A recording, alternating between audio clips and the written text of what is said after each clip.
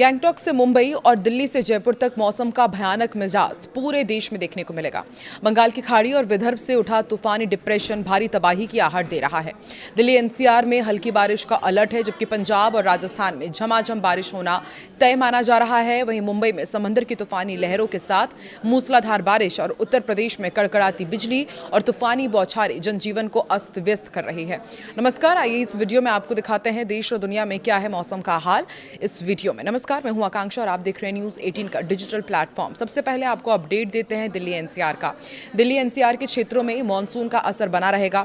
राजधानी नई दिल्ली में आंशिक रूप से बादल छाए रहने के साथ ही गरज चमक, हल्की से मध्यम बारिश और 25 से 35 किलोमीटर प्रति घंटे की रफ्तार से तेज हवाएं चलने की संभावना है। नोएडा, ग्रेटर नोएडा और गाजियाबाद में बादलों की आवाजाही के साथ बारिश और बिजली कड़कने के आसार हैं। वहीं गुरुग्राम और फरीदाबाद में तेज हवाओं के साथ बारिश की वजह से जल जमाव की स्थिति बन सकती है। पंजाब की यदि बात की जाए तो पंजाब के कई जिलों में आंधी तूफान के साथ बारिश की संभावना है। अमृतसर और जालंधर में गरज चमक के साथ तेज बारिश हो सकती है, जबकि निचले इलाकों में पानी भरने का भी अलर्ट जारी किया गया है। लुधियाना में 30 से 40 किलोमीटर प्रति घंटे की रफ्तार से तेज हवाएं चलने और बारिश का अनुमान है। वहीं पटियाला में तेज हवाओं के साथ बारिश की संभावना को देखते हुए किसानों को अलर्ट किया गया है। केरल में मानसूनी हवाओं के प्रभावी से बारिश की गतिविधियां जारी रहेंगी और भारी बारिश की चेतावनी है। तिरुवनंतपुरम में और कोची में तटीय इलाकों में मूसलाधार बारिश, जलभराव और बिजली गिरने की गंभीर चेतावनी है। वहीं पर्वतीय जिले वायनाड में तेज बारिश के कारण पहाड़ियों पर लैंडस्लाइड का जोखिम बना हुआ है। कोझिकोड में भी गरज चमक के साथ मूसलाधार बारिश होने के अनुमान है। बिहार की यदि बात की जाए तो बिहार के जिलों में मानसून की रफ्तार थोड़ी धीमी है, लेकिन अभी वहां पर मानसून इसी तरह से सक्रिय रहेगा। राजधानी पटना और भागलपुर में दिन भर बादल छाए रहने और हल्की फुहारें पड़ने का अनुमान है। वहीं गया और मुजफ्फरपुर में मध्यम दर्जे की बारिश के साथ गरज चमक की स्थिति बन सकती है। राज्य के कुछ हिस्सों में छिटपुट बारिश की वजह से तापमान में गिरावट दर्ज होगी और मौसम सुहाना बने रहने की उम्मीद है। उत्तर प्रदेश का भी आपको अलर्ट देते हैं। उत्तर प्रदेश के अधिकांश हिस्सों में बादलों की आवाजाही बनी रहेगी। राजधानी लखनऊ और कानपुर में गरज चमक के साथ छिटपुट बौछारों और हल्की से मध्यम बारिश होने के आसार हैं। वाराणसी में सामान्य बारिश के साथ बिजली कड़कने की संभावना है।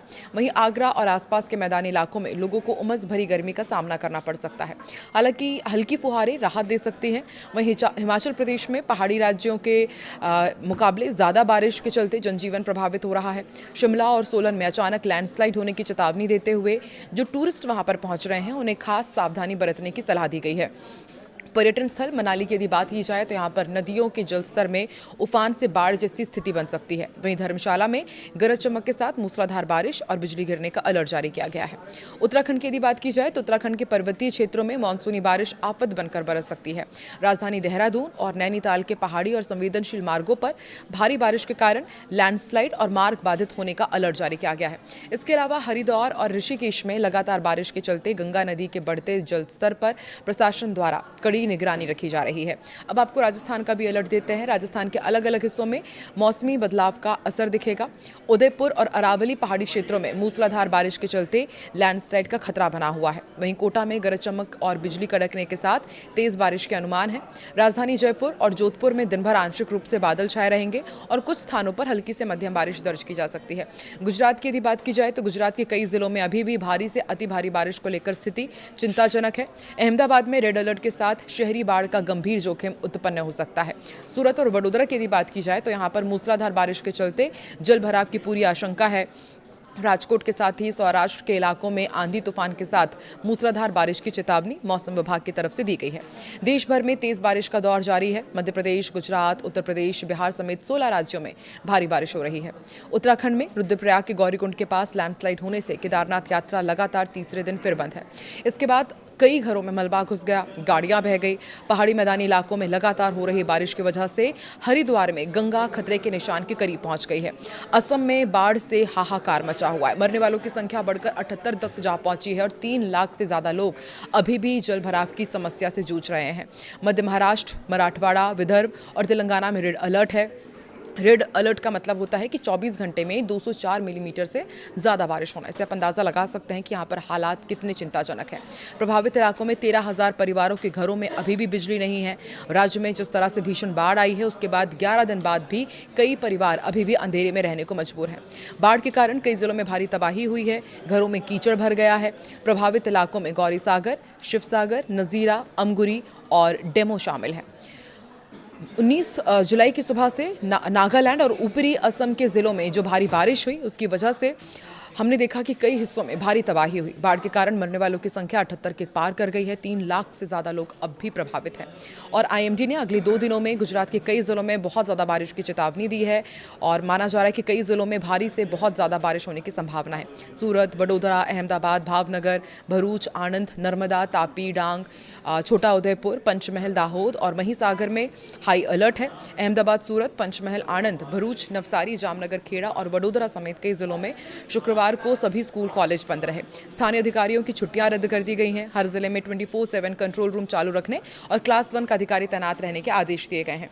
राहत और बचाव कार्यों के लिए संवेदनशील इलाकों में एनडीआरएफ, एसडीआरएफ की टीमों और भारतीय सेना, नौसेना और वायुसेना को स्टैंड बाय पर रखा गया है। बाढ़ की आशंका वाले इलाकों में रहने वाले लोगों को समय रहते राहत शिविरों में पहुंचाया जाएगा, जहां भोजन, सुरक्षित पेयजल और जरूरी चिकित्सा सुविधाएं उपलब्ध रहेंगी। अधिकारियों ने सभी नागरिकों से अपील की है कि जब तक बहुत जरूरी ना हो वो अपने घर से बाहर ना निकले। तमिलनाडु सरकार ने भी अल नीनो की संभावना को देखते हुए इसके वैज्ञानिक प्रभावों के आकलन और आपदा प्रबंधन उपायों की सिफारिश के लिए एक एक्सपर्ट सलाहकार समिति के गठन की घोषणा की है। अल नीनो के कारण दक्षिण पश्चिम मानसून के दौरान कम बारिश होने से कावेरी नदी के जल प्रवाह और सिंचाई सुविधाओं पर असर पड़ सकता है, जबकि उत्तर पूर्वी मानसून के समय भारी बारिश और बाढ़ जैसी चरम मौसमी घटनाओं का खतरा बना रहेगा, जिससे निपटने के लिए सरकार पहले से ही तैयारियां कर रही है। आईएमडी ने तेलंगाना के 5 जिलों में रेड अलर्ट जारी किया है। आदिलाबाद, कुबराम भीम, आसिफाबाद, मंचिरियल, निर्मल और जगतियाल ये तमाम इलाके हैं जहां पर भारी बारिश हो सकती है और तेज़ हवाओं के साथ भारी बारिश का अनुमान है। साइबराबाद में वर्क फ्रॉम होम की सलाह दी गई है। तो देखिए, एक एक करके हमने आपको अलग अलग राज्यों में क्या है मौसम का हाल ये बताया। आप देश के किस हिस्से से ताल्लुक़ रखते हैं और वहाँ पर अभी क्या है वेदर अपडेट, कमेंट सेक्शन पर ज़रूर बताएं।